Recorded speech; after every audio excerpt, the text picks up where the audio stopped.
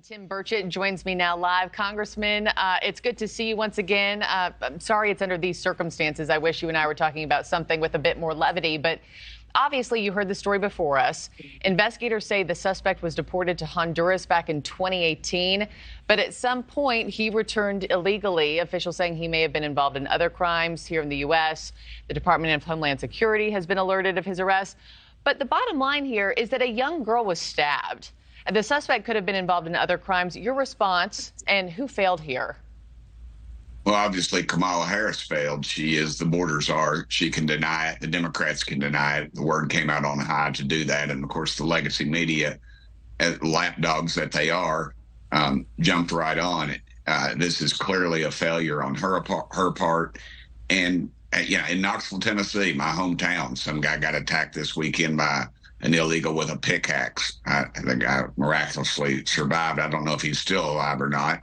But you just duplicate this all across small town America, and surely this would have some impact at the polls, except for the fact the legacy media fails to report a lot of these. And then when they do, they'll show the poor victim, as they've done all across the country, but rarely will they show the perpetrator, as you all have done honorably. So it's pretty clear what's going on. I hope that the media eventually that $12 that they got for journalism, that they paid for journalism school, maybe they ought to think about getting their money back, because they are not being journalists. Well, they're being propagandists. We'll keep a spotlight on it here at NewsNation. We can guarantee that.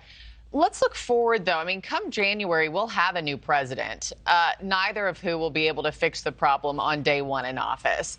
What can realistically be done immediately to start cleaning up this mess? What would you do if you were president, sir? I would enforce the laws. That's the problem. I've talked to border folks down on the border patrols, and they are very patriotic men and women, and they are demoralized beyond belief. Dadgummit. They're paid to do a job, and really all they're doing is an escort service, not like prostitution, but they're just escorting these people across the border, and enforce the laws. You need 300,000 children are lost somewhere in the system. I'd bust somebody's tail over that stuff, and yet here we are again. You all are the only ones reporting it.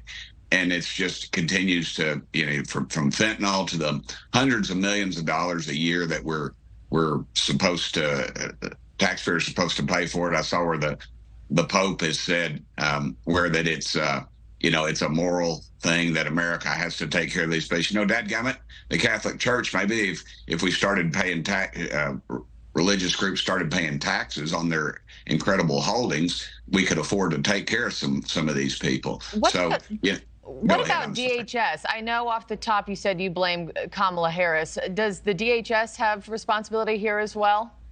Yes, ma'am. Not solely just her.